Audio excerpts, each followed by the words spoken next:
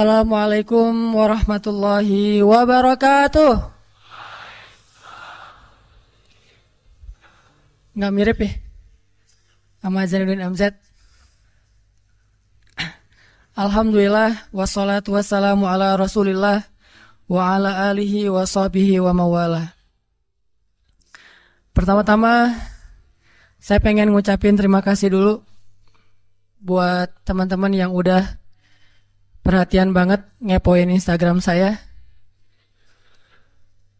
Sampai tahu nama palsu saya. Ada yang bilang nama saya Mursyidin.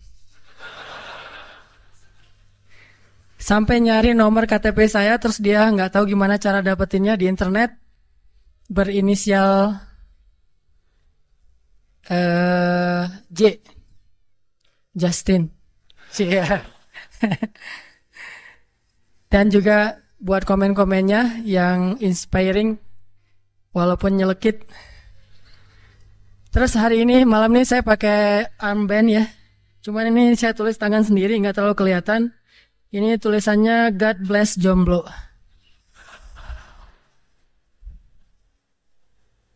Silakan nanti kita sama-sama mengkampanyekan God bless jomblo dengan hashtag GBJ.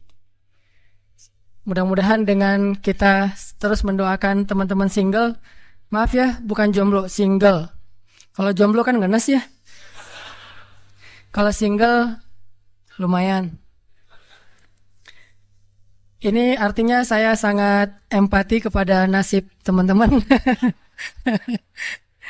Dan terus mendoakan supaya cepat dapat bidadari. Malam ini kita akan bahas why ya. Ini nadanya harus sedikit nelangsa. Saya bacain dulu caption yang dibuat sama tukang poster tentang why. 2 tambah 2 minus 1. Udah hijrah, rajin sholat, rajin puasa, tapi kok dagangannya saya nggak selaris orang lain. Padahal kelihatannya orang itu sholatnya setahun cuma 2 kali, pas Idul Fitri sama Idul Adha. Akhirnya ninggalin juga kerjaan yang nggak halal itu, tapi sampai sekarang kok belum dapat gantinya. Katanya itu daerah yang banyak banget muslimnya, tapi kok kena bencana yang sebegitu besarnya. Ini maksudnya apa nih?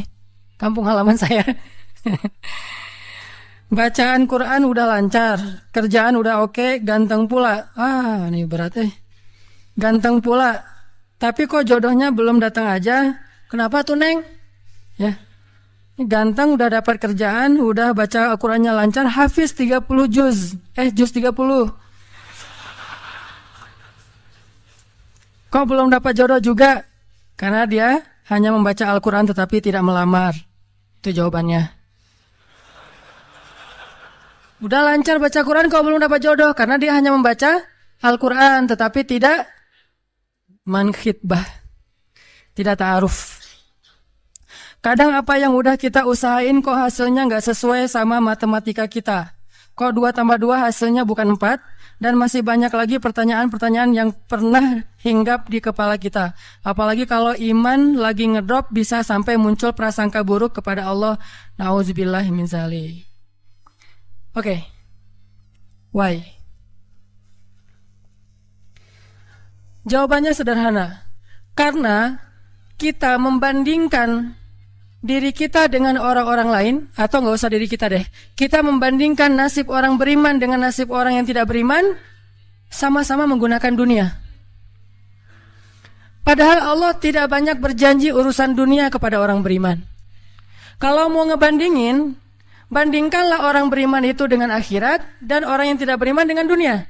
Dia dapat apa di dunia, kita dapat apa di akhirat, itu baru imbang perbandingannya. Kalau kita ngebandingin dia dapat apa di dunia, saya dapat apa di dunia, itu perbandingan yang gak matematis menurut Islam, gak logis menurut iman.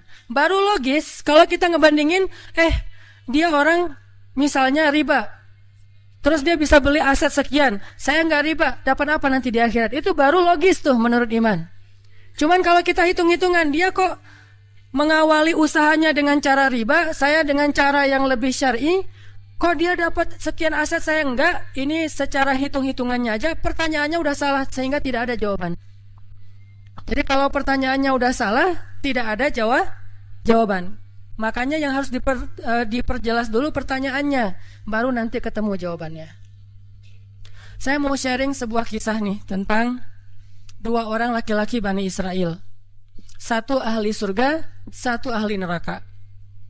Yang satu mukmin, yang satu kafir. Yang kedua laki-laki ini juga sempat dikisahkan oleh Allah di dalam surat Al-Kahfi. Nanti teman-teman yang rajin baca Al-Kahfi pada hari Jumat bisa cek tuh. Salah satu kisah di surat Al-Kahfi itu kisah dua laki-laki Bani Israel, yang satu kaya, yang satu miskin, yang satu kafir, yang satu mukmin. Ceritanya dua orang laki-laki Bani Israel ini sama-sama Allah karuniai rezeki sebanyak 4.000 dinar. Sekarang 1 dinar itu kurang lebih sekitar 2,5 juta. Jadi ada 4.000 di dinar. Lalu laki-laki kaya, laki-laki kafir, laki-laki yang tidak beriman, membeli sebuah rumah yang sangat bagus di puncak bukit dengan view yang luar biasa dengan harga 1.000 dinar. Sehingga kemudian dia datang kepada temannya yang mukmin, dia bilang, "Hei, yuk ke rumah saya tunjukin rumah baru saya." Datang nih ke rumah baru laki-laki yang tidak beriman. Pas ngelihat dari gerbangnya luar biasa, tamannya luas, ada rusanya, ada kijangnya, ada marmutnya, ada segala macamnya, ada onta, ada kuda, lengkap aja tuh. Ini rumah atau kebun binatang ya? Pokoknya rumahnya keren aja. Terus laki-laki beriman nanya, "Ini rumah baru?" "Ya." "Berapa kamu belinya?" 1.000 dinar. "Bagus kan?" Bagus. "Ya udah kamu beli atau 1.000 dinar. Ini rumah kayak gini banyak nih masih dijual." Akhirnya laki-laki mukmin ini pulang. Malam harinya dia sholat, kemudian dia berdoa, "Ya Allah, sahabat saya sudah membeli sebuah rumah yang besar, rumah yang bagus dengan harga 1.000 dinar. Maka besok saya ingin membeli itu di surga dengan cara bersedekah 1.000 dinar. Maka berikanlah untuk saya rumah yang lebih bagus di surgamu, ya Allah." Dia sedekah 1.000 dinar. Lalu besoknya ketemu sama temannya yang tidak beriman, nanya, "Udah beli rumah?" "Udah." "Di mana?" "Nggak dekat dengan rumah saya, jauh," kata dia. "Di mana itu?" "Di surga." "Hah? Caranya gimana?" "Sedekah." "Wah, kamu mah orangnya fanatik lah, istilahnya sok soleh lah, apalah segala macam, Pak Haji." Diledekin aja tuh. Diledekin. Taulah yang udah hijrah kan gitu ya, suka ada istilah-istilah ngeledekin. Ya udah hijrah, anak masjid, apa istilah-istilahnya. Diledekin gara-gara dia bersedekah 1.000 dinar. Sebagai ganti temannya yang membeli 1.000 dinar itu bisa beli rumah yang besar. Diledekin terus. Setelah berlalu sekian lama, kemudian laki-laki yang pertama ini yang tadi tidak beriman nikah. Istrinya tuh cantiknya luar biasa. Usianya ABG. Cantik. Setelah selesai dia lamar, nikah, pas hari pernikahan ngundang temannya yang beriman. Datang ya ke acara pernikahan saya. Acaranya tuh weddingnya itu ada IO-nya, IO terkenal, paling terkenal di situ. IO Bani Israel. Jadi wedding bukan IO ya, wedding organizer-nya Bani Israel. Kan orang Bani Israel mah orang Yahudi ini kalau bikin acara tuh luar biasa ya. Kayak mereka bikin Tomorrowland segala macam kan. Jadi bikinlah wedding organizer ini bikin acara wedding yang luar biasa, menghabiskan berapa? Kalau sekarang mungkin di TV-TV itu suka diumumin biaya weddingnya itu berapa miliar kan suka gitu tuh. Nah dia ngumumin. Atau kalau nggak dia umumin pun orang-orang bilang, tahu nggak itu acaranya habis berapa? 1.000 dinar.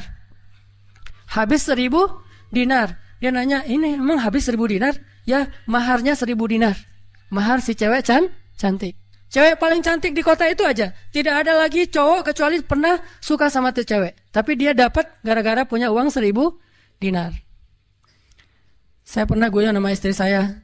Nanti kalau anak kita nikah, maharnya nggak usah mahal-mahal. 2 miliar aja. 1 miliar buat dia, 1 miliar buat bapaknya. Nah, 1.000 dinar. Udah gitu dia pulang nih orang beriman. Malamnya dia tahajud, dia berdoa kepada Allah, ya Allah, teman saya udah nikah, dan saya mau masih gini aja. Tuh ya, ini pedoman buat teman-teman ya. Kalau ada yang ngasih kartu undangan, tanya maharnya berapa? Maharnya 10 juta. Waduh, saya pas nih 10 juta. Bilang ke Allah, ya Allah, sama kayak dia. Saudara saya, teman saya sudah menikah dengan mahar 1000 dinar. Dan saya masih punya. Saya ingin melamar bidadari di surga dengan 1000 dinar. Nikahkanlah saya dengan bidadari paling cantik di surga, ya Allah. Ini 1000 dinarnya, sedekah 1000 dinar. Temannya punya anak, ceritanya pas lagi reuni SMP gitu ya. Lagi reunian tanya, kok masih sendiri aja? Enggak sendiri, cuma gak dibawa. Itu trik menjawab pertanyaan yang nyelekit tadi. Loh, kok kamu sendiri? Nggak ditemenin sama si dia? Enggak, lagi nggak enak badan. Nggak dibawa katanya. Loh, kok nggak dibawa? Soalnya masih di surga. Udah aja. Oh, di surga gimana caranya? Sedekah 1000 dinar. Wah, lo benerannya keterlaluan lo. Habis-habisan dibully. Dibully habis-habisan gara-gara dia nggak melamar cewek dengan 1000 dinar, malah pakai sedekah untuk melamar bidadari hurul ain. Baca surat Ar-Rahman paragraf terakhir tentang hurul ain. Fihinna qasiratut tarfi lam yatumithunna insun qablahum wala jan. Gak ada manusia yang kayak gitu. Qasiratut tarf, cewek yang matanya besar tapi sayu. Matanya besar tapi sayu. Kalau mata saya kecil, matanya besar tuh. Orang sekarang kan banyak pengen mata besar, sampai diedit dulu di B berapa tuh? Aplikasi teh. Itu. Di Fotoras lah, apalah diedit supaya matanya disobek dikit bagian ininya jadi besar gitu ya. Dikasih eyeshadow, dikasih segala macam supaya matanya besar. Kenapa? Mata besar itu simbol dari kecantikan. Makanya bidadari itu bahasa Arabnya hurul ain, yang matanya besar. Lam yatumithunna insun qablahum walajan. Belum pernah disentuh. Disentuh doang loh ya, bukan yang lain. Cuma disentuh aja, belum pernah oleh manusia dan jin. Murni, asli, original. Belum pernah dilihat oleh siapapun, benar-benar tersimpan. Kannahunnal yaqut wal marjan, seolah-olah mereka itu adalah yaqut wal marjan, mutiara yang wangi. Udah mutiara, wangi pula. Yaqut wal marjan. Bukan Yakult yang diminum sehari, itu ya. Yakult beneran. Ditambah lagi nanti di ayat yang lain, fihinna khairatun hisan. Perempuan yang khairat. Khairat itu artinya banyak anak. Subur. Dan di surga itu orang berkeluarga dan beranak pinak. Sehingga seseorang ketika pengen punya anak, langsung punya anak, tidak perlu 9 bulan hamil. Dan gak perlu juga sesar. Udah aja lahir. Lahir dengan cara yang Allah ciptakan, sangat indah, tidak perlu ada wahnan ala wahnin, tidak ada kepayahan demi kepayahan, lahir anak. Dan anaknya bisa pesen, request. Ya Allah, saya pengen anak laki-laki, tapi modelnya gini. Nah, bisa. Kalau di dunia kan gak bisa request, terima aja apa adanya ya. Oh gini, ternyata gak mirip.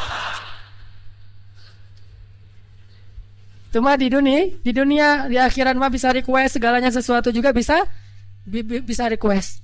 Udah aja kayak gitu, hurul ain. Sehingga dia tahu, gimana pun cewek ini cantik, tidak pernah bisa mengalahkan satu hurul ain. Seandainya jemari hurul ain, jari kelingking doang dikeluarin dari surga ke dunia, maka cahaya matahari akan tertutup oleh cahaya jari kelingkingnya hurul ain. Kalau hurul ain sempat keluar dari surga, jatuh ke bumi, kau bidadari jatuh dari langit gitu kan ya. Nah, jatuh tuh ke bumi beneran, maka nafasnya, satu kali dia bernafas, semua manusia akan mati karena tergila-gila kepada dia. Harumnya nafas hurul ain. Gak usah dibayangin, ntar makin gak bisa tidur.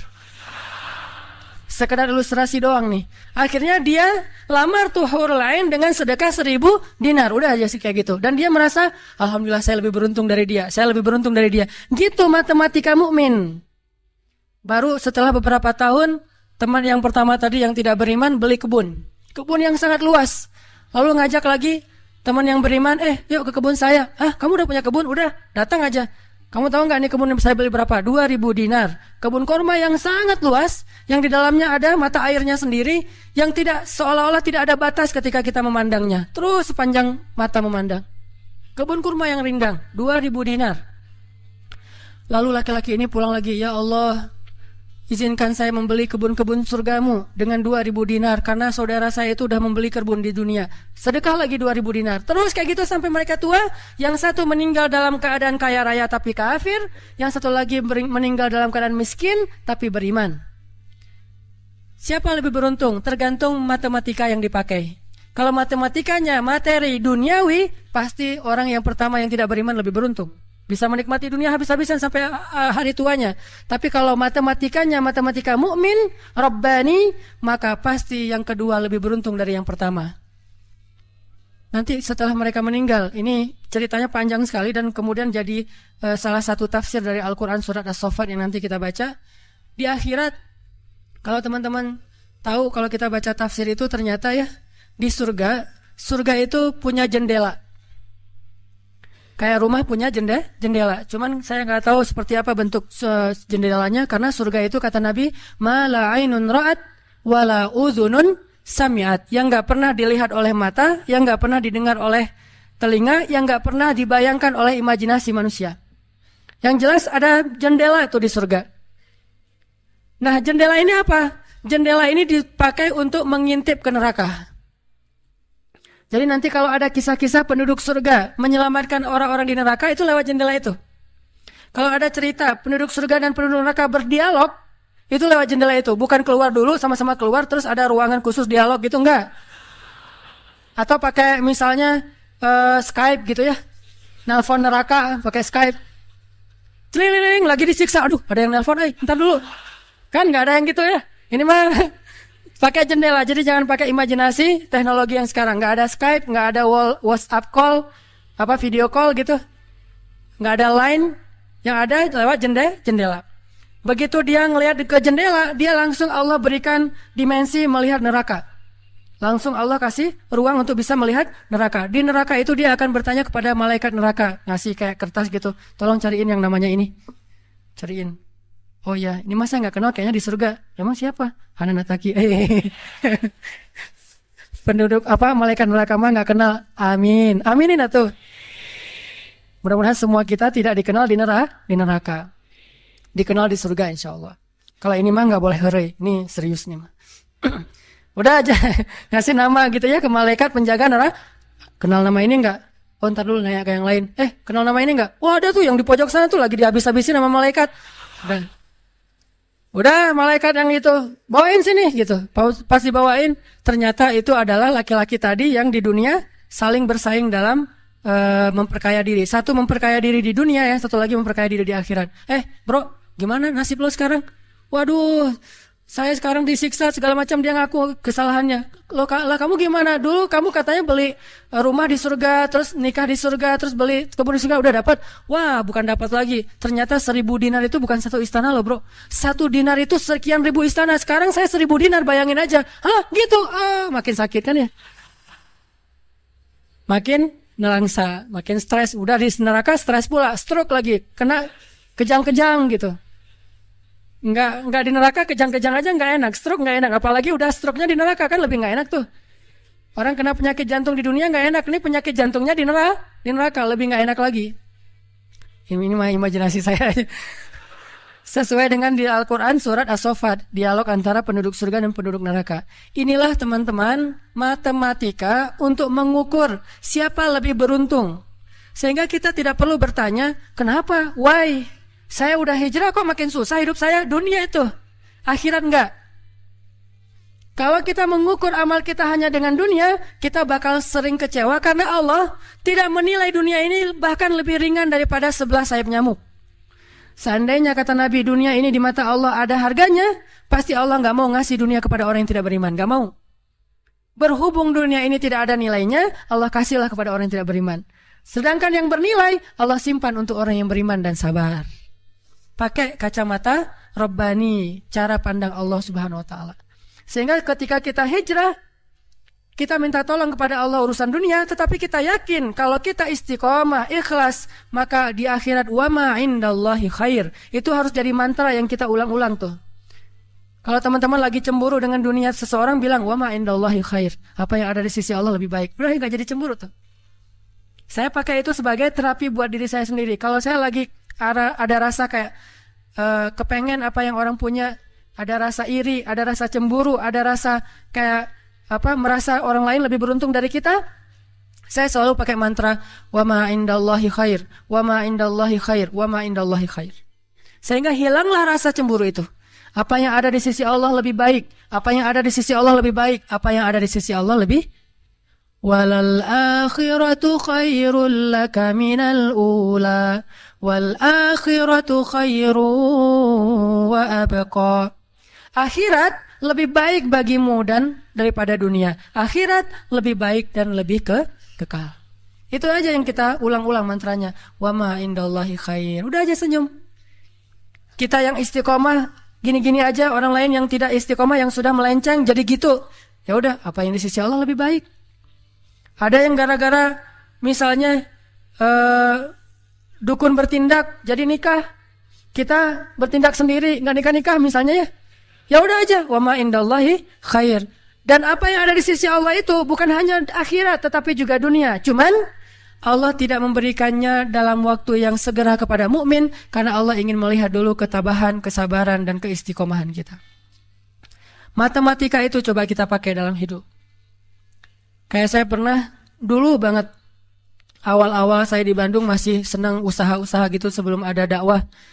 Kan pertama saya masuk ke Bandung bukan berdakwah. Lama-lama setelah lelah berusaha akhirnya berdakwah. Karena nggak mendapatkan kebahagiaan hanya dengan harta. Kan dulu saya pernah usaha bisnis pulsa yang saya pernah cerita. Ada 60 cabang pulsa saya di Bandung. Terus naik lagi bisnis jual beli mobil bekas. Beli, jual. Terus terakhir pernah main properti walaupun nggak sampai punya klaster, sampai punya perumahan. Tapi 1-2 properti beli, jual lagi, perbaiki, jual dan segala macam. Waktu itu saya sempat hampir kegoda sama teman saya yang beli beberapa aset ruko di daerah Antapani. Dulu Antapani nggak seperti sekarang, masih murah-murah tuh rukonya. Dan kan cepat banget tuh perkembangan Antapani ya. Dia beli tuh 1 ruko di Antapani dengan DP, lalu dia cicil. Nah, cicilannya ini dibayar oleh yang kontrak. Kebetulan ruko dia dikontrak oleh warung Padang. Sehingga dia paling nambah-nambah dikit lah, walaupun yang nggak bisa utuh, tapi dia nambah-nambah dikit. Ini udah azan? Udah? Oh, nanti ceritanya next, insya Allah habis sholat isya. Barakallah. Bismillahirrahmanirrahim, teman-teman kita lanjutkan sampai di Antapani. Jadi teman saya tuh ada yang investasi dengan beli salah satu ruko di Antapani dengan cara nyicil DP, terus yang bayar cicilannya itu adalah yang kontrak. Kalau nggak utuh pun dia tambahin sedikit lah, paling nambahin 500.000 sebulan. Setelah kurang lebih 3 tahun, akhirnya itu udah lunas, dia bisa nge-DP-in lagi yang baru. Setelah sekitar 5 tahun berjalan, saya ketemu lagi sama dia. Dia bilang, ini semuanya udah ruko saya nih. Udah ada sekitar 6 ruko yang dia punya. Dan setengahnya dipakai sama Alfamart. Sisanya dipakai ada warung Padang, ada apa di situ. Sehingga dengan cara dia bisa cepat berkembang. Saya di awal menganggap diri saya tuh agak-agak idealis. Anggapan pertama, waduh saya ini kayaknya terlalu idealis kali ya gitu. Mulai galau kan, mulai tidak istiqomah. Jangan-jangan saya terlalu kaku nih dalam agama. Lagi nyari-nyari dalil mana nih yang membolehkan gitu kan ya. Biasalah apalagi ustadz kan bisa ngotak-ngatik gitu kan. Sampai bisa menemukan dalil boleh. Tapi gak nemu. Akhirnya yang bisa menguatkan hati apa? Wa ma indallahi khair. Apa yang ada di sisi Allah lebih baik. Kalau mau kayak gitu, mungkin sekarang saya udah punya juga beberapa ruko. Tapi karena nggak bisa dengan cara seperti itu, akhirnya ya punya itu aja dan tidak berkembang secara duniawi. Tetapi saya yakin mudah-mudahan dengan itu kita berinvestasi di akhirat. Makanya ini matematika harus jadi pola pikir kita, harus jadi mindset, persepsi kita dalam hitung-hitungan amal. Sehingga ketika kita belajar Islam, mulai bertaubat, mulai berhijrah, lalu Allah Subhanahu wa taala seolah-olah lebih memanjakan orang lain yang belum berhijrah, yang belum bertaubat daripada kita dengan dunia. Katakan wa ma indallahi khair. Apa yang ada di sisi Allah lebih baik. Katakan bahwa wal akhiratu khairun wa abqa. Akhirat lebih baik dan lebih kekal. Katakan walal akhiratu khairul laka minal ula, dan akhirat itu lebih baik bagimu daripada dunia. Ini yang memotivasi kita untuk bisa istiqomah, sehingga kita tidak ngerasa dicurangin sama Allah Subhanahu wa taala. Karena Allah melihat balasan akhirat itu lebih baik daripada ngebalas di dunia. Sehingga Allah kalau sayang kepada seorang hamba, Allah menyediakan akhirat lebih besar daripada dunia untuk dia. Seandainya dunia itu adalah bentuk kasih sayang Allah, maka Allah sudah memberikan kekayaan dunia kepada semua nabi yang Allah cintai. Tapi nabi yang kaya itu sedikit. Rata-rata nabi itu susah hidupnya, apalagi setelah menjadi nabi. Nabi Muhammad sebelum jadi nabi hidupnya luar biasa kan? 40 tahun pertama, terutama 15 tahun pertama setelah menikah dengan Khadijah, gimana kehidupan Nabi Muhammad? Segalanya ada. Khadijah itu orang yang paling kaya, perempuan paling kaya di Mekah, menikah dengan Nabi Muhammad yang pintar dalam berdagang. Gak pernah Nabi rugi dalam berdagang. Jujur tapi untung. Sehingga selama 15 tahun Nabi mau traveling kemana aja bisa. Traveling ke Syam bisa. Traveling ke Yaman bisa. Syam dan Yaman itu jarak yang cukup jauh. Mau ngapain aja bisa. Punya ternak yang sangat banyak, punya kebun kurma yang luas sekali dan segala macam. Rumahnya rumah terbaik di kota Mekah. Hidup selama 15 tahun dalam kenikmatan. Begitu jadi nabi, langsung kayak terjun payung. Cepat sekali. Sampai akhirnya Khadijah wafat ketika Nabi masih di Mekah dalam keadaan hampir tidak punya warisan apa-apa. Jadi kurang dari 13 tahun jatuh miskin, fakir. Sampai ketika hijrah ke Madinah, Aisyah curhat. Apa kata Aisyah? Di rumah Rasulullah itu lebih dari 1 bulan tidak ada asap di dapur. Dalam keadaan tidak pernah masak selama berbulan-bulan. Soalnya kalau kita mah beli warung Padang, jadi gak perlu masak ya. Kenapa itu rumah gak pernah masak? Yalah, soalnya dia punya warung, jadi masaknya di warung, tinggal dibawa aja ke rumah. Nabi benar-benar gak pernah masak tuh.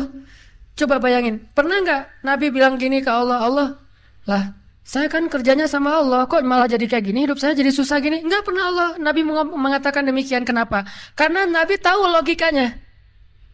Nabi benar dalam menggunakan logika hitung-hitungannya. Nabi tahu matematikanya, sehingga Nabi nggak pernah mengeluh ke Allah, kok saya sejak jadi Nabi jadi susah Allah. Katanya saya kekasih Allah, kok saya diperlakukan kayak gini. Nggak pernah Nabi ngomong kayak gitu.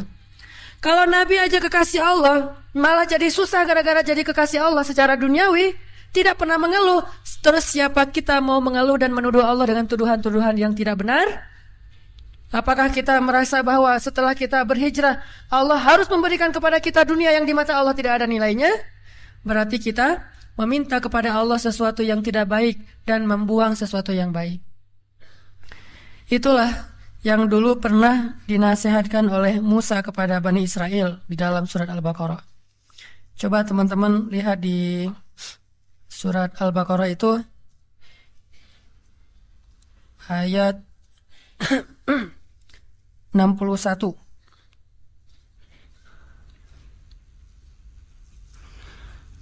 أعوذ بالله من الشيطان الرجيم وإذ قلتم يا موسى لن نصبر على طعام واحد فادع لنا ربك يخرج لنا مما تنبت الأرض مما تنبت الأرض من بقلها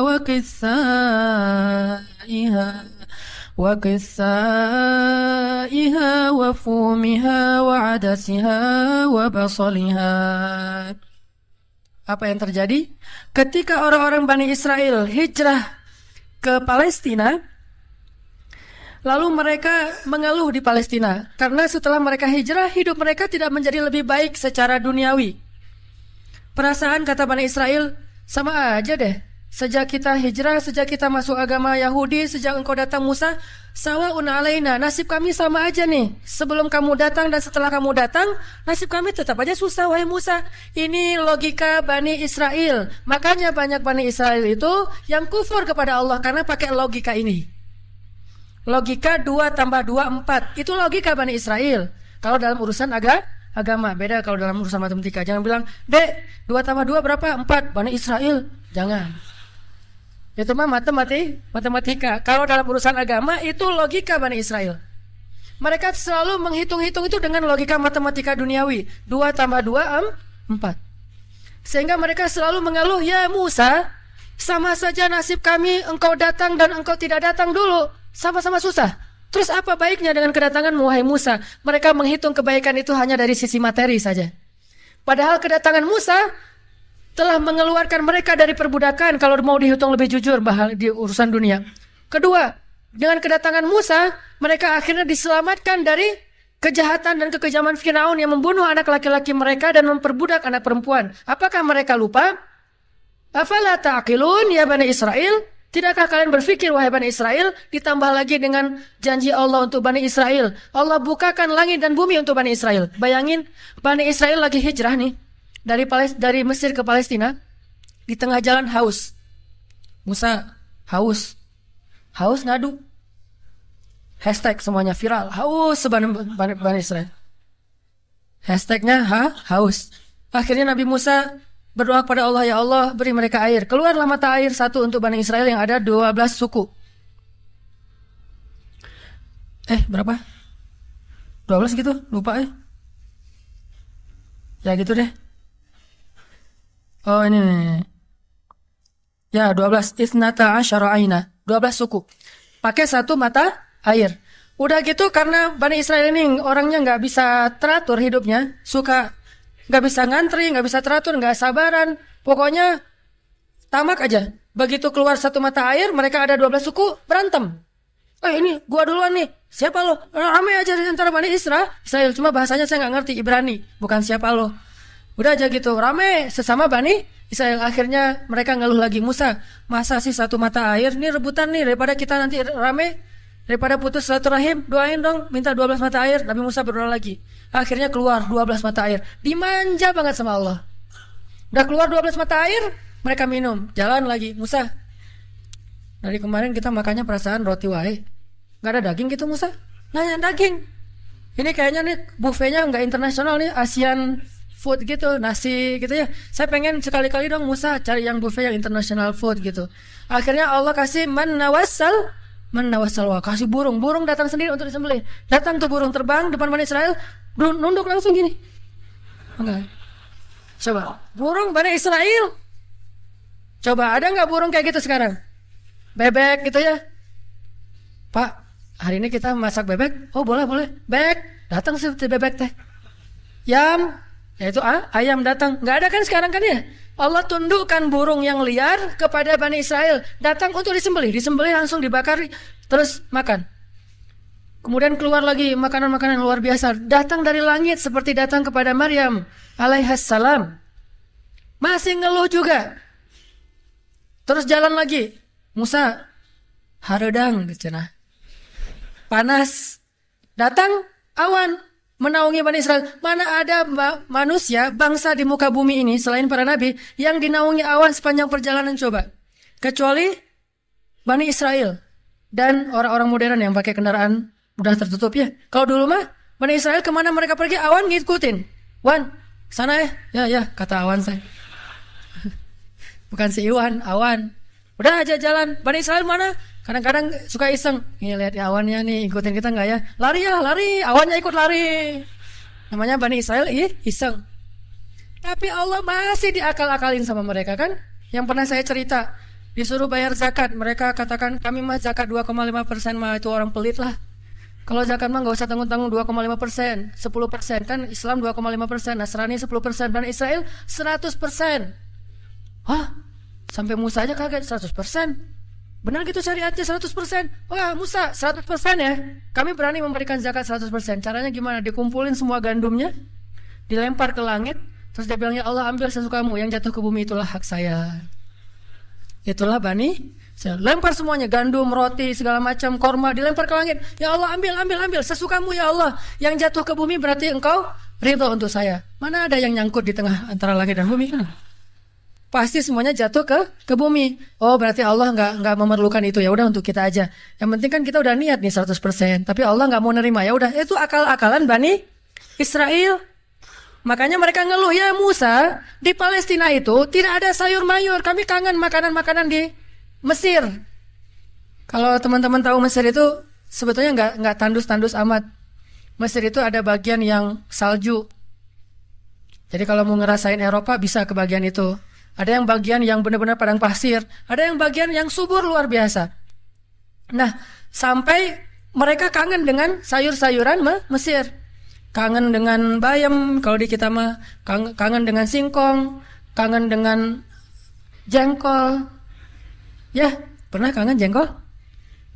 Karena nggak pernah keluar Bandung. Kalau keluar Bandung pasti kangen jengkol. Misalnya umroh gitu ya. Ada restoran Indonesia, Mang ada jengkol? Di Mekah. Kalau tanya orang Arab, jengkol. Bahasa Arabnya tidak ada jengkol. Soalnya bahasa Arabnya tidak ada jengkol. Mahada kata orang Arab, jengkol yang aroma raihah. Intinya orang Bani Israel kangen dengan makanan Mesir. Terus apa kata Nabi Musa? Qala tastabdiluna alladhi huwa adna billadhi huwa khair. Apakah kalian meminta untuk menukar sesuatu yang buruk dengan sesuatu yang lebih baik? Maksudnya apa? Kenapa kalian ingin dibayar oleh Allah dengan dunia ketika kalian beriman? Kalau mereka Bani Israel itu kalau beriman hitung-hitungan banget. Habis beriman harus rezekinya berlimpah. Habis beriman harus terbebas dari segala masalah. Habis beriman harus dimanjain banget dunianya. Itu pola pikir Bani Israel. Sedangkan para nabi dan orang-orang yang beriman gak kayak gitu cara berpikirnya. Setelah beriman Allah uji, maka mereka mengatakan ini untuk melihat apakah saya jujur dalam iman atau munafik. Seperti kata Bilal. Ketika Bilal beriman, dengan qadarullah dia ketahuan imannya oleh tuannya Umayyah bin Khalaf, lalu disiksa oleh Umayyah bin Khalaf. Setelah disiksa berhari-hari, Umayyah ngomong gini, Bilal, mana Tuhan kamu? Coba lihat tuh, kamu disiksa-siksa, Tuhan kamu gak pernah ngebelain kamu, Muhammad juga gak pernah ngebelain kamu, jadi kamu tuh sebetulnya kasihan tinggal sendiri, gak pernah dibelain oleh siapa-siapa. Kalau gak saya nyelamatin kamu, kamu akan celaka wahai Bilal. Apa kata Bilal? Ya Umayyah, udah gak bilang lagi Tuhan, dia mah udah beriman, gak ngomong lagi Tuhan, gak ngomong lagi gitu. Kalau saya diuji atau disiksa karena keimanan saya, itu berarti Allah ingin melihat kesabaran saya. Maka kalian akan melihat sabar saya lebih kuat daripada sabarnya orang Arab.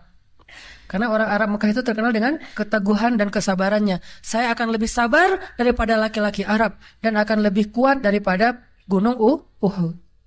Bilal tahu itu. Jadi bukan, ya juga ya Umayyah, udah deh balik lagi aja kayak dulu. Enggak, Bilal mah gak ngomong kayak gitu. Kan orang suka pundung gitu ya. Pundung fisabilillah. Baru hijrah, Allah kasih ujian pundung. Aduh, sama aja udah hijrah gak hijrah, tetap aja gak bisa dapat jodoh. Nah gitu kan. Akhirnya udahlah sekalian kayak dulu aja. Aduh sama aja, ternyata udah rajin ngaji, belum kelihatan juga ke atas, masih aja gak ada yang kecantol misalnya kan ya. Aduh udah rajin udah pindah kerjaan, tetap aja belum dapat kerjaan yang lebih baik. Kata Allah, wa may yattaqillah yaj'al lahu makhraja. Mana? Wa yarzuqhu min haitsu la yahtasib. Mana tuh? Jawabannya Allah berikan itu setelah Allah lihat kesabaran kita. Kalau Allah belum melihat kesabaran kita, Allah nggak akan kasih apa yang Allah janjikan. Karena yattaqillah bukan hanya taubat tetapi sabar, itu satu paket. Takwa itu at-ta'ah was sabr, itulah takwa. Taat dan sabar, itulah takwa. Wa may yattaqillah, siapa yang taat lalu sabar, baru Allah janjikan yaj'al lahu makhraja wa yarzuqhu min haitsu la yahtasib wa may yattaqillaha yaj'al lahu min amrihi yusra wa may yattaqillaha yukaffir anhu sayyi'atihi wa yu'zim lahu ajra. Itu semua janji Allah bagi orang yang takwa, dan takwa itu taat dan sabar. Kalau taat doang tapi nggak sabar, pundung tadi, maka Allah tidak punya janji apapun dengan dia.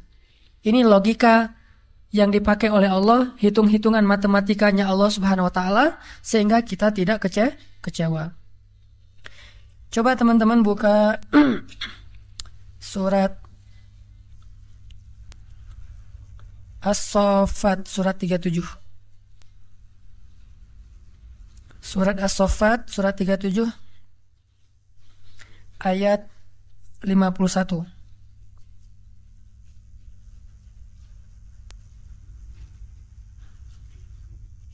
Atau 50 deh. Surat 37 ayat 50. Ini saya bacain dulu ya. Nanti setelah itu kita renungkan. Bismillahirrahmanirrahim. فأقبل بعضهم على بعض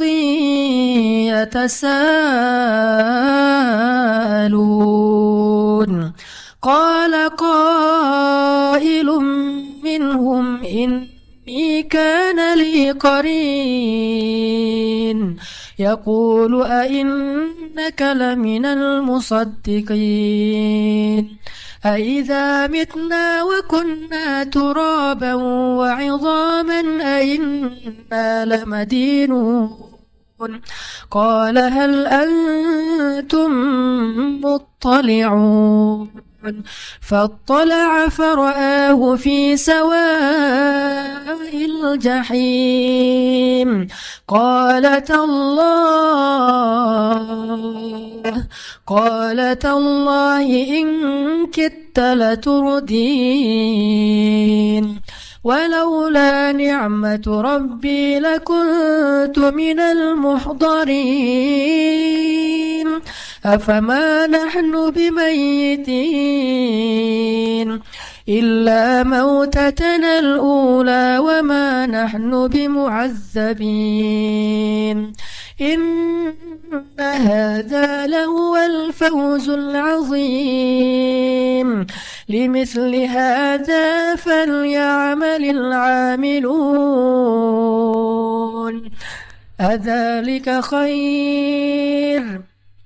أذلك خير نزلا أم شجرة الزقوم. Ini adegan yang tadi saya kisahkan di surga dan neraka. Fa'aqbala ba'duhum 'ala ba'dhi yatasaalun. Orang-orang di surga nanti saling kenal lagi tuh. Kita tuh cuma nggak kenal sesama kita tuh cuman awal-awal berbangkit doang. Likulli imri'in minhum yawma idzin sya'nu yughnih. Itu cuma berlaku pada saat awal bangkit. Ketika kita awal bangkit dari kubur tuh kita nggak akan saling kenal. Nggak mikirin, siapa kok kamu di sebelah saya? Nggak usah dilanjut, nanti jadi nggak benar. Udah aja gitu ya. Jadi pas awal berbangkit kita tidak saling kenal, dan semua dibangkitkan kata Nabi dalam keadaan tidak berbusana dan tidak dikhitan. Kata Aisyah, aduh malu sekali hari itu. Kata Nabi, ya Aisyah, bagaimana seseorang bisa merasakan malu padahal hari itu hari ketika setiap orang sibuk dengan urusannya sendiri-sendiri. Seorang ayah lari dari keluarganya, suami lari dari istrinya, dan seterusnya. Tapi setelah adegan itu, manusia nanti akan saling kenal lagi. Makanya muncul adegan saling memberi pertolongan, saling menghujat, saling menimpakan dosa-dosa, saling menuntut. Itu berarti udah kenal. Nah di surga manusia saling kenal lagi tuh. Sehingga kata Allah, fa'aqbala ba'duhum 'ala ba'dhi yatasaalun. Manusia akan bertemu lalu saling bertanya. Kata mereka, ini kana li qarin loh. Ada lohnya. Ini kana li qarin. Apa artinya? Dulu saya tuh punya teman loh, kata dia. Ini kata dia sama orang yang penduduk surga. Apa temannya? Teman yang tadi di dunia yang saling berlomba-lomba dalam 1.000 dinar. Yang satu 1.000 dinar beli istana, yang satu lagi 1.000 dinar beli istana di surga. Yang satu 1.000 dinar nikah di dunia, yang satu lagi nikah di surga. Yang satu lagi 2.000 dinar beli kebun di dunia, yang satu lagi 2.000 dinar beli di surga. Qarinun, teman dekat saya ketika di dunia. Yaqulu ainnaka laminal musaddiqin. Apakah kamu sungguh-sungguh termasuk orang yang membenarkan hari berbangkit dan seterusnya sampai kalimat qala hal antum muttali'un. Berkatalah pula ia, maukah kamu meninjau temanku itu? Kata dia kepada siapa? Kayak tadi kepada malaikat. Malaikat, tolong cariin dong teman saya yang ini. Oh, ini mah nggak ada di daftar surga. Dia mah di neraka. Oh, gitu ya. Udah pergi aja ke jendelanya surga. Lalu melihat ke arah neraka. Ketika bertemu di neraka, fattala'a itu gini. Jadi ittala'a itu ngelihat itu kayak melongo gitu. Kan surga di tempat yang tinggi, neraka di tempat yang rendah, yang dalam. Dari surga dia ngelihat ke bawah, ke neraka. Fattala'a, ayat berapa tuh? 55. Fattala'a fara'ahu fi sawa'il jahim. Lalu dia lihatlah saudara atau temannya itu di dalam neraka yang sangat panas menyala-nyala. Dan melihatnya itu nggak pakai teropong segala macam. Aduh, nggak kelihatan. Saya minusnya udah ini. Ada ini nggak optik nggak di sini? Ngelihat, cari di neraka nggak ada. Ngelihat langsung penglihatan orang-orang di surga itu basirah, sangat bening, jelas, sehingga bisa melihat ke dalam neraka. Ternyata temannya ada di sawa'il jahim. Sawa'il jahim itu kata ulama di dasar neraka. Qala, berkatalah orang yang di surga ini, tallah, demi Allah, in kita la turdin, hampir saja kamu mencelakakan saya. Apa maksudnya? Coba kalau dulu saya dengerin nasihat kamu, pasti nasib saya sama dengan kamu sekarang di neraka gitu. Coba kalau dulu saya ngikutin nasihat kamu, saran dari kamu, pasti saya sekarang sama-sama tersiksa. Qala tallahi in kitta la turdin walaula ni'matu rabbi lakuntu minal muhdharin. Kalau bukan karena nikmat Allah yaitu hidayah yang membolak-balikan hati, saya pasti akan termasuk di antara orang-orang yang disiksa. Itu dialog antara penduduk surga dengan penduduk neraka di akhirat. Makanya dialog ini harus jadi motivasi kita, bukan menuduh orang neraka, enggak. Ada teman kita yang belum hijrah, ntar kita dialog ya. Enggak usah gitu, itu mah sombong. Baru ngelihat teman kita yang misalnya masih mabuk gitu ya. Ntar kita dialog ya. Aku mah di atas, kamu di bawah. Maksud lo apa? Kamu di neraka, saya di surga. Nanti lihat kita, lo baca aja di surat As-Saffat. Saya yang akan ngomong kayak gitu ke kamu. Nggak boleh kayak gitu. No judgment ya. Nggak boleh menghakimi orang lain. Cuman ini bukan untuk menghakimi orang lain, tapi untuk memotivasi diri kita. Beda ya. Bukan untuk menghakimi orang lain, tapi untuk memotivasi diri kita. Karena bisa jadi orang yang tadi kita hakimi ternyata sama-sama di surga. Kita sama-sama di surga, kata dia. Nggak ada dialog yang seperti kamu gambarin. Oh gitu ya, nggak jadi dialognya. Nggak jadi, soalnya saya udah hijrah juga misalnya. Dialognya jadi fa'aqbala ba'dhum ala ba'dhin yatasaalun. Dialognya tuh di ayat yang tadi pertama, saling sama-sama di surga. Kalau di Al-Waqiah, yatufu alaihim wildanun mukhalladun bi aqwabi wa abariqa wa ka'sim min ma'in la yusaddauna anha wa la yunzafun. Jadi nanti mereka lagi ngobrol gitu ya, terus lewat pelayan-pelayan anak muda yang mukhalladun, yang kekal, bawa ka'sin, gelas-gelas bening dari permata dan menuangkan khamr. Jadi kita minumnya di surga itu khamr, tapi khamr berkualitas tinggi.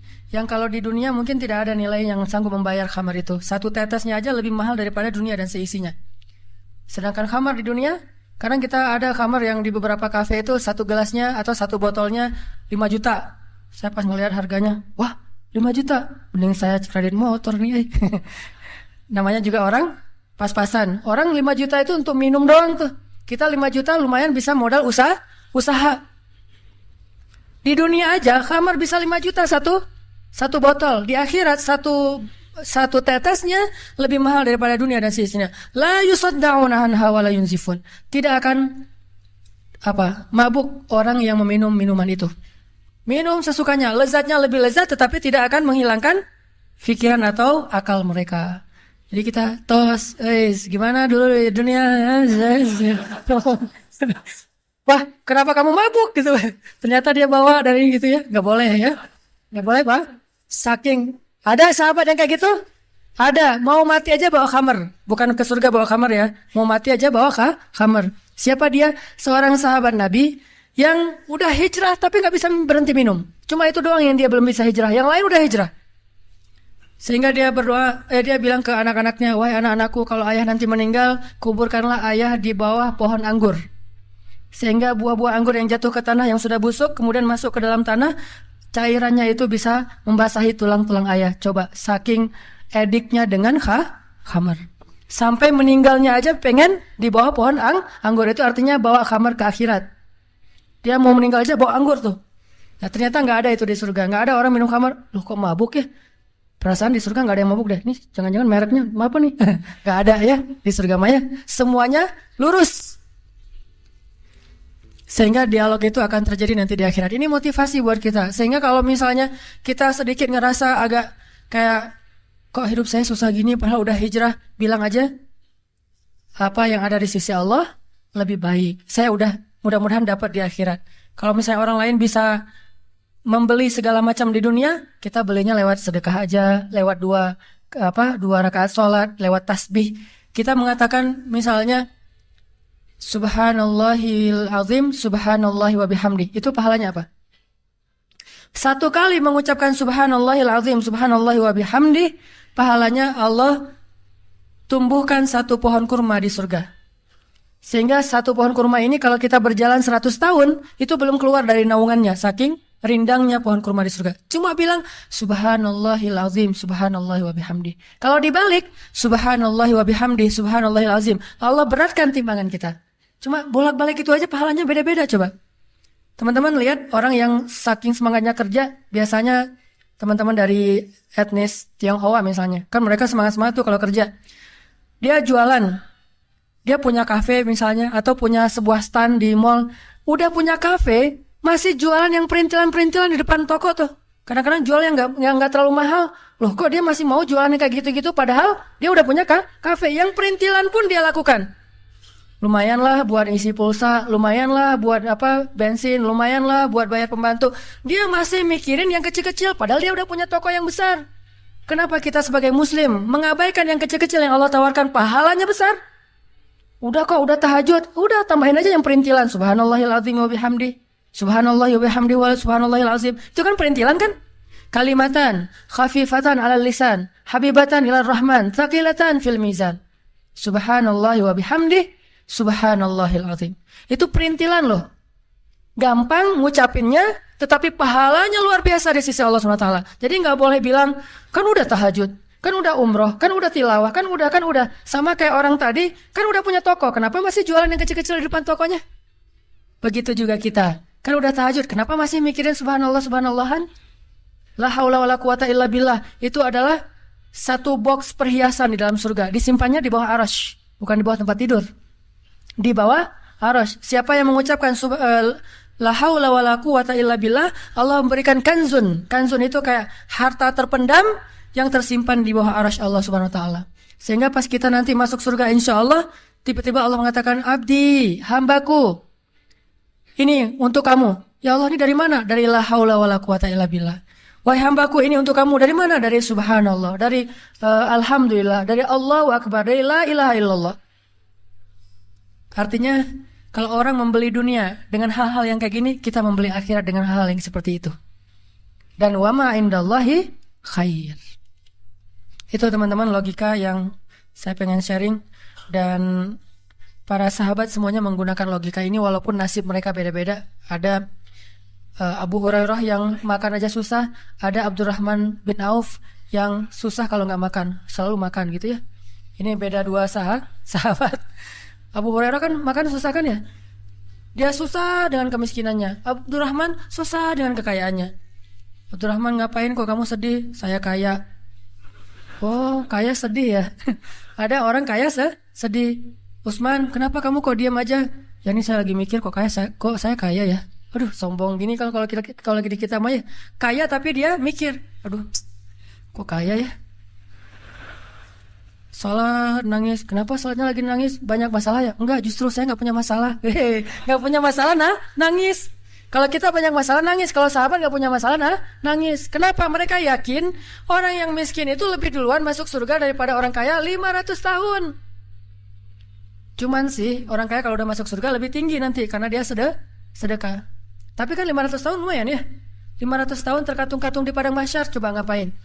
Coba kalau kita divonis masuk penjara 500 tahun, gimana tuh? Dan gak sehari pun gak masuk penjara kan? Karena langsung dibawa ke kuburan. Divonis karena dia bersalah, maka dia akan dikurung dalam penjara selama 500 tahun. Coba, sama aja seumur hidup kan?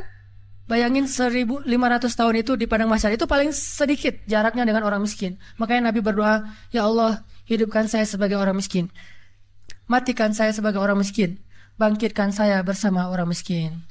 Berani? Kalau berani kita doain nih bareng-bareng nih.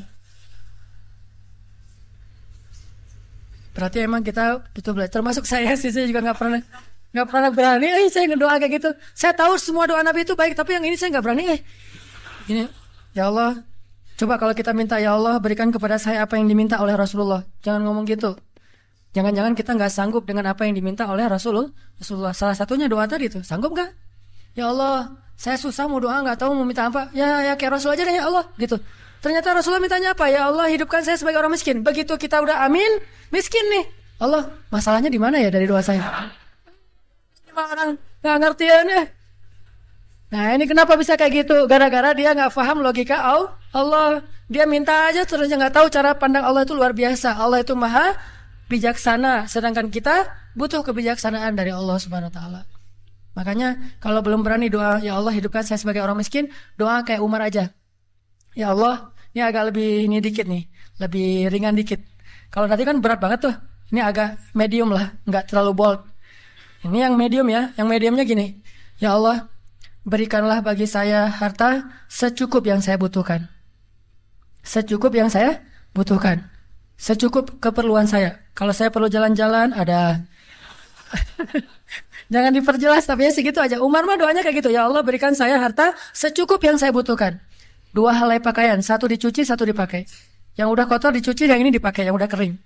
Dan 1 kendaraan, kemudian tempat tinggal yang bisa menghalangi saya dari panas dan dingin. Gitu aja. Ini permintaan Umar. Nah, ini agak-agak medium dikit nih. Berani? Tapi jangan didefinisikan tafsir kita tadi ya. Perlu ini ada, perlu itu ada. Ini tafsir birra'i, tafsir dengan akal kita. Kalau nggak berani yang segitu, mintalah yang light. Kan tadi bold banget nih Rasulullah ya. Umar medium, kita yang light-light aja deh. Gimana yang light? Ya Allah, jadikan hamba sebagai hambamu yang pandai bersyukur. Kalau pandai bersyukur artinya apa? Kan kita nih kayak main sama Allah, ngomong sama Allah tuh pakai bahasa tinggi gitu. Kan Allah maha paham kan? Ya Allah, jadikanlah hamba sebagai orang yang pandai bersyukur. Artinya apa? Berarti Allah kasih nikmat dan kasih kepada kita hati yang bersyukur. Itu paling light. Ada di atas itu? Nggak ada lagi. Udah segitu aja. Kalau kita minta, ya Allah berikan saya rezeki yang sebanyak-banyaknya. Jangan lupa. Dan juga hati yang pandai bersyukur.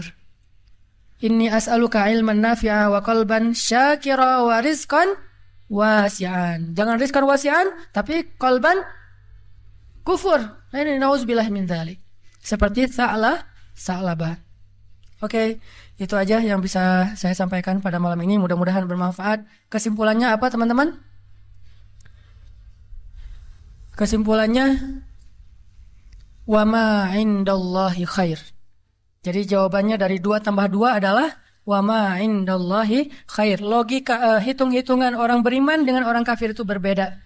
Orang kafir segalanya dihitung dengan duniawi, orang beriman segalanya dihitung dengan ukhrawi, yaitu surga Allah Subhanahu wa taala. Sehingga kita tidak putus asa dan juga tidak bersedih hati. Likaila tahzanu ala ma fatakum wa la tafrahu bima atakum. Supaya kalian tidak berputus asa terhadap apa yang luput dari kalian dan juga tidak lupa diri terhadap apa yang Allah berikan kepada kalian. Terakhir, marilah kita berdoa. Dan saya selalu mengingatkan teman-teman jangan lupa doain saudara kita di Gaza atau Palestina, di Aleppo, di Suriah, di Homs, dan juga di Irak, di Rohingya. Karena kita mungkin belum mampu membantu mereka dengan yang lebih besar daripada doa, maka jangan pelit dalam berdoa. Udahlah kita nggak bisa jadi relawan ke sana, tidak juga mampu membela mereka dengan berjihad, tidak juga mampu setiap hari berinfak untuk mereka, minimal setiap hari berdoa untuk mereka. Karena media kita hampir tidak meliput sama sekali nasib mereka, sehingga seolah-olah mereka itu nggak ada masalah apa-apa. Padahal kemarin di Hong Kong ada mobil bus kecelakaan masuk jurang aja, cuma 8 orang luka-luka, nggak meninggal. 8 orang luka-luka gara-gara bus masuk ke bukan jurang sih, selokan gitu. Ada yang luka-luka 8 orang, semua media meliput.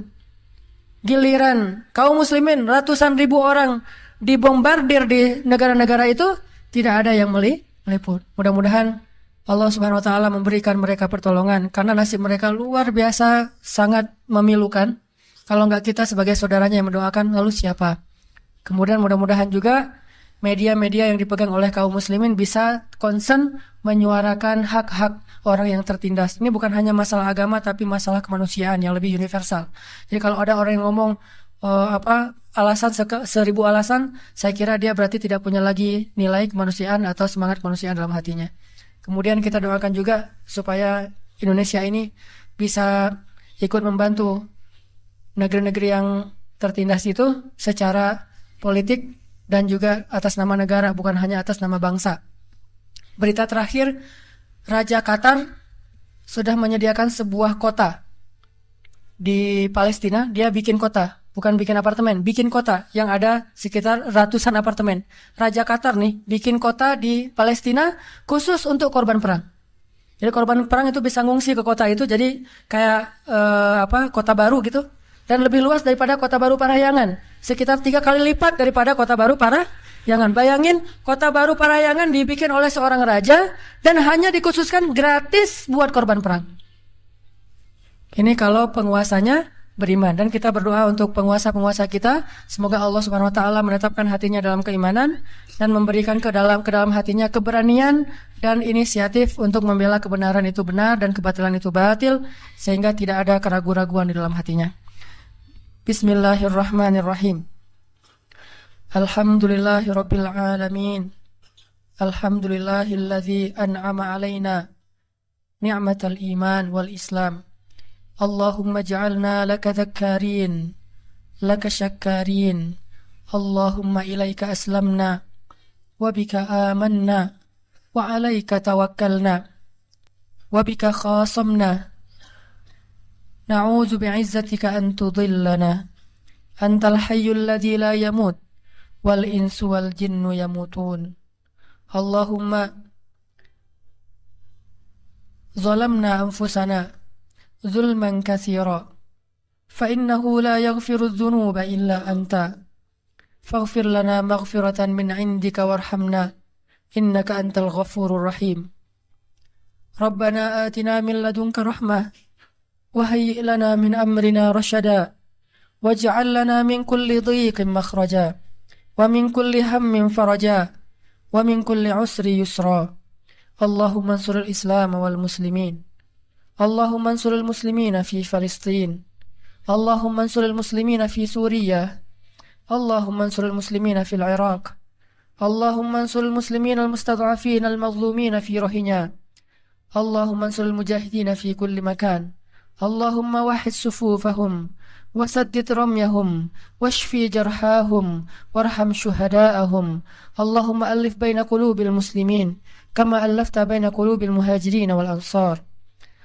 اللهم اجعل بلدنا إندونيسيا هذا بلدا آمنا وارزق أهله من الثمرات من آمن منهم يا رزاق اللهم اهدي شباب المسلمين اللهم استر عورات المسلمين اللهم انصر ديننا اللهم انصر ديننا اللهم انصر دعوتنا هذه اللهم انصر دعوتنا هذه اللهم اغفر لنا ولوالدينا يا ربنا ولأمهاتنا ولآبائنا ولإخواننا ولأخواتنا ولأساتذتنا ولجميع المسلمين اللهم اغفر لنا فإنه لا يغفر الذنوب إلا أنت وتب علينا إنك أنت التواب الرحيم اللهم إنا نسألك الهدى والتقى والعفاف والغنى اللهم إنا نسألك رضاك والجنة ونعوذ بك من سخطك والنار ربنا هب لنا من الصالحين ربنا اجعلنا مقيم الصلاة ومن ذرياتنا ربنا وتقبل دعاء ربنا هب لنا من أزواجنا وذرياتنا قرة أعين واجعلنا للمتقين إماما يا ودود نسألك الود Ya Wadud, nas'alukal wudda. Ya Wadud, ya Arhamar Rahimin, nas'alukar rahmata wal wudda.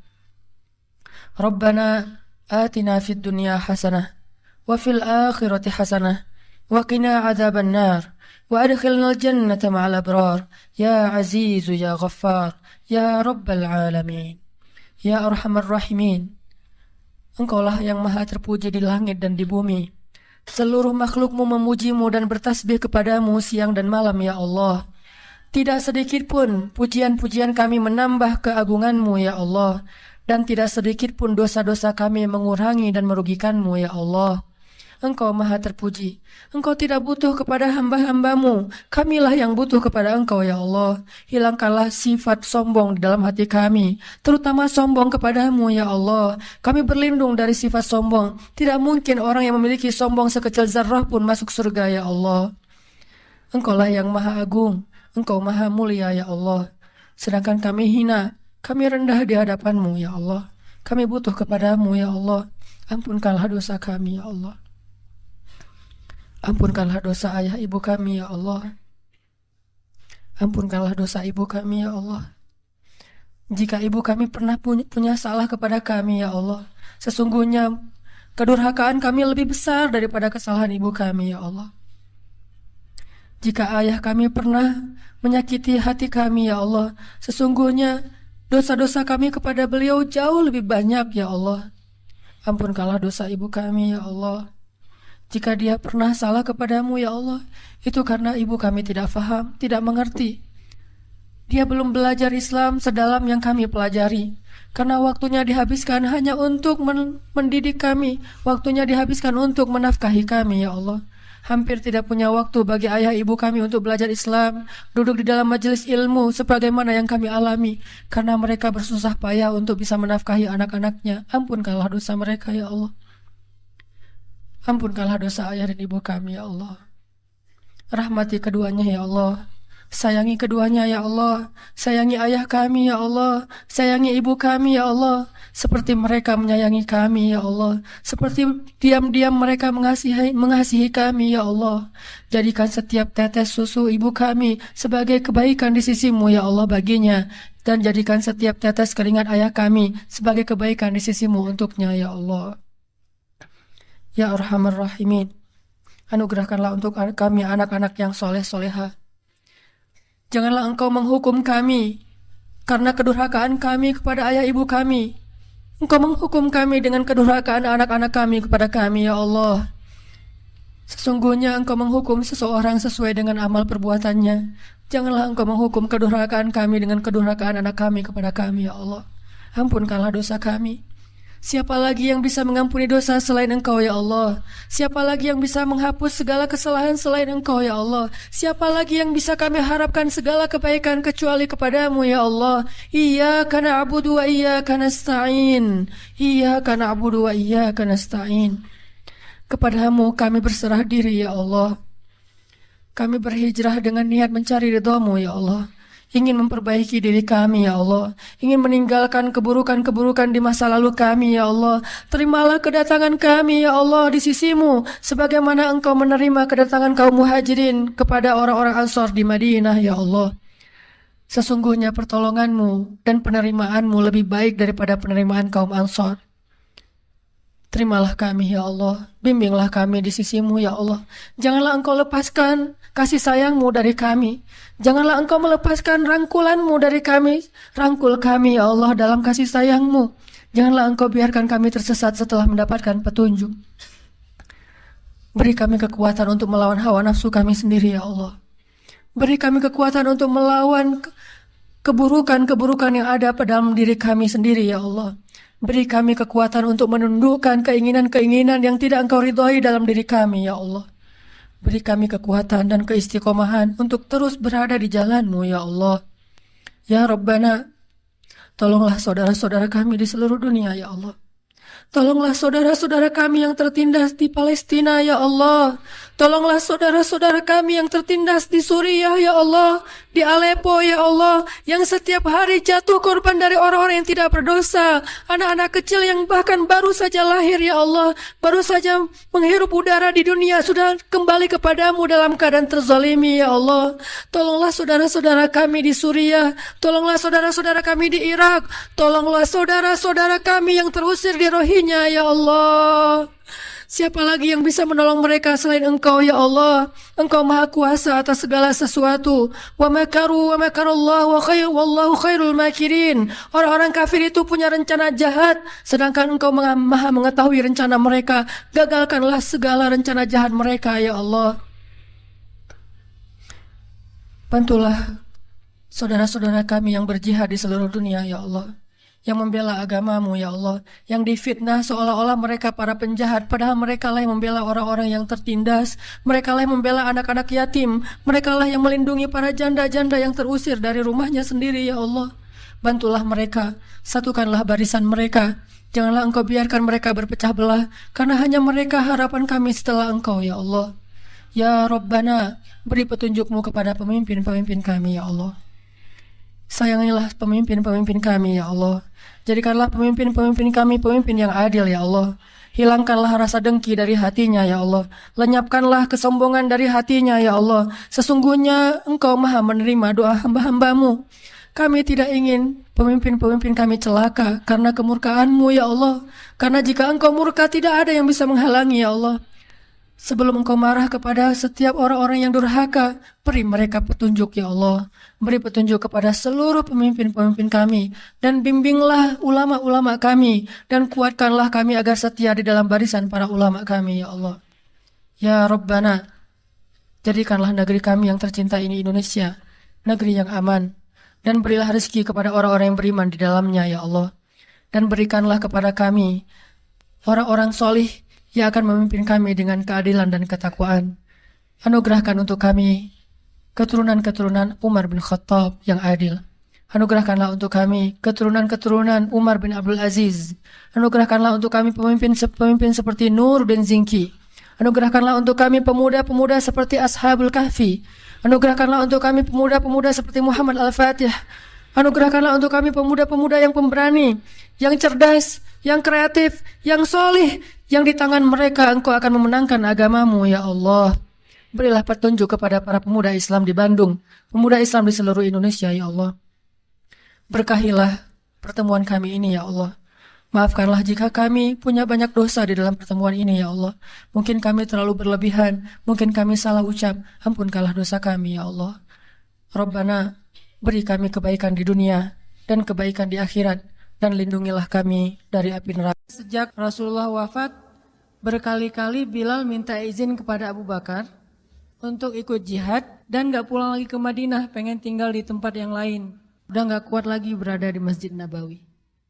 Karena orang yang dia cintai telah wafat.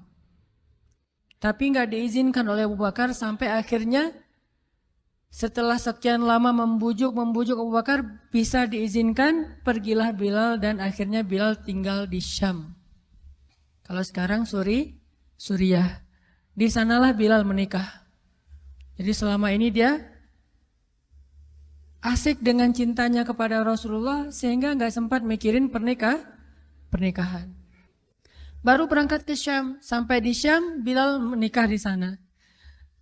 Menikah di sana, hidup di sana, sampai setelah beberapa tahun berada di Syam, akhirnya bergantilah pemerintahan dari masa Abu Bakar ke masa Umar bin Khattab. Setelah beberapa tahun di Syam, pada suatu malam Bilal menangis. Malam-malam dia bangun, nangis, gerung-gerung gitu kayak anak kecil. Istrinya nanya, "Ya Bilal, ada apa? Kamu mimpi buruk?" "Enggak, justru ini mimpi baik." "Mimpi apa?" "Aku mimpi ketemu dengan Rasulullah SAW." Dan Rasulullah bersabda, "Siapa yang melihat aku dalam mimpi, berarti dia melihat aku dalam kenyataan." Aku bertemu dengan Rasulullah di dalam mimpi dan Rasulullah berkata, "Ya Bilal, kami rindu kepadamu. Sudah lama engkau tidak mengunjungi kami, ya Bilal." Setelah bangun dari mimpi itu, Bilal semakin rindu kepada Rasul, merasa bersalah udah lama gak menjenguk Rasulullah. Akhirnya Bilal pun memutuskan untuk, kalau bahasa kita mah umroh. Memutuskan untuk ziarah ke makam Rasul. Berangkat Bilal dari Syam, umroh ziarah ke makam Rasul.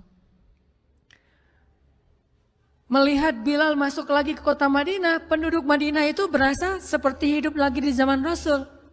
Senang gitu, dan Umar sangat senang dengan kedatangan Bilal. Sehingga selesai Bilal sholat, selesai Bilal ibadah-ibadah sunnahnya, termasuk menjenguk atau berziarah ke makam Rasul dan Abu Bakar. Kemudian Umar berkata kepada Bilal, ya Bilal, sudah lama kami tidak mendengar suara azan darimu. Tolong kumandangkan sekali lagi azan seperti engkau mengumandangkannya di masa Rasul. Kami rindu ingin merasakan suasana di zaman Rasul. Benar Bilal, kata para sahabat yang lain yang ada di situ. Umar, kemudian Abdurrahman, beberapa orang sahabat, ya Bilal azan, kami ingin mendengar suaramu seperti dulu kami mendengarnya di masa Rasul. Kata Bilal, saya tidak akan kuat. Kata mereka, coba dulu kamu usahakan karena kami ingin sekali mendengarnya. Saya tidak akan kuat. Cobalah wahai Bilal demi kami supaya kami bisa semangat lagi dalam beramal soleh mengikuti perjuangan Rasulullah. Akhirnya karena udah dipaksa terus, Bilal pun mengumandangkan azan. Allahu Akbar, Allahu Akbar. Kota Madinah kaget mendengar suara Bilal. Orang-orang yang ada di rumah semuanya mengatakan, apakah Rasulullah sudah bangkit kembali? Apakah Rasulullah sudah bangkit kembali? Mereka semuanya kaget dan bahagia, seolah-olah Rasulullah sudah bangkit dari kematiannya. Seperti Isa seolah-olah diturunkan kembali setelah dia diangkat ke langit. Satu kota Madinah tuh kaget bahagia gitu. Kayak seorang ibu yang kehilangan anaknya tiba-tiba mendengar suara anaknya dari jarak dekat dan ingin dipeluk segera anaknya itu. Saking rindunya mereka kepada Rasulullah. Allahu Akbar, Allahu Akbar. Pasar yang tadinya ramai tiba-tiba sepi mendengar suara Bilal yang masih sayup-sayup. Asyhadu an la ilaha illallah. Semuanya berlari keluar dari tempat-tempat kerja mereka, dari pasarnya, dari rumahnya. Semuanya berlari ke masjid. Ingin memastikan apakah Rasulullah sudah dibangkitkan kembali. Bahagia semuanya. Apakah Rasulullah sudah dibangkitkan? Apakah Rasulullah sudah hidup lagi? Semuanya bertanya dengan pertanyaan yang sama. Asyhadu an la ilaha illallah. Semuanya semangat datang ke masjid, ngumpul, ramai banget. Kemudian ketika Bilal mengatakan, Asyhadu anna Muhammadar Rasulullah. Asyhadu anna, nggak sanggup lagi Bilal, berhenti di situ. Kemudian Bilal menangis dengan suara nangis yang luar biasa kerasnya. Lalu satu masjid menangis, lalu satu kota Madinah menangis. Sehingga para ulama mengatakan tidak pernah kota Madinah menangis sedahsyat mereka menangis hari itu kecuali ketika Rasulullah wafat. Cuma 2 kali menangisnya kota Madinah paling dahsyat. 1 hari ketika Rasulullah wafat. Kedua hari ketika Bilal kembali mengumandangkan azan dan mengucapkan asyhadu anna Muhammadar Rasulullah. Semuanya menangis. Semuanya merasa kehilangan Rasulullah. Semuanya merasa bahwa mereka ingin kembali di zaman ketika Rasulullah masih hidup. Lalu mereka bertanya setelah semuanya selesai menangis, ya Bilal, kenapa kamu tadi menangis? Kata Bilal, dulu biasanya kalau saya selesai mengumandangkan azan, saya akan datang ke hujrahnya Rasul. Hujrah Rasulullah itu kamarnya Rasul, rumah kecilnya Rasul. Selesai azan saya akan datang ke rumahnya Rasulullah dan memanggil, ya Rasulullah as-salah, as-salah. Rasulullah nggak keluar sampai mendengar suara Bilal memanggil beliau secara khusus. Udah selesai azan, Bilal manggil Rasul, ya Rasulullah as-salah, as-salah. Baru Rasulullah keluar dengan wajah berseri-seri. Sekarang bagaimana saya akan memanggil Rasulullah sedangkan Rasulullah sudah bersama kekasihnya yaitu Allah Subhanahu wa taala. Menangis lagi satu masjid, satu kota Madinah. Pokoknya hari itu adalah hari berkabung sekota Madinah. Hari menangisnya kota Madinah, saking rindunya mereka kepada Rasulullah. Bagaimana dengan kita ketika mendengar suara azan dan muazin mengucapkan nama Rasulullah Sallallahu Alaihi Wasallam? Di situ kelihatan apakah kita mencintai Rasulullah lebih dari apapun juga setelah Allah Subhanahu Wa Taala. Kalau tidak, fatarabbasu, hati-hati. Kalau tidak, fatarabbasu, tunggu aja. Na'udzubillah min dzalik, berarti masih ada kemunafikan dalam hati kita. Bagaimana kita, apakah hati kita merasa gemetar, bergetar ketika kita mendengar suara seseorang mengatakan Muhammad sallallahu alaihi wasallam, Rasulullah sallallahu alaihi wasallam? Apakah hati kita bergetar seperti bergetarnya hati seorang kekasih ketika mendengar suara kekasihnya, nama kekasihnya disebutkan?